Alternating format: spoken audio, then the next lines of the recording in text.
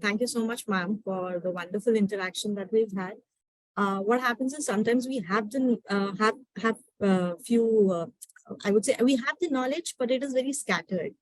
So you've actually helped us giving structure to our knowledge and giving us a structured, I would say, thinking pattern wherein we can plan our lessons, we can plan our activities with the kids the way as per the structure.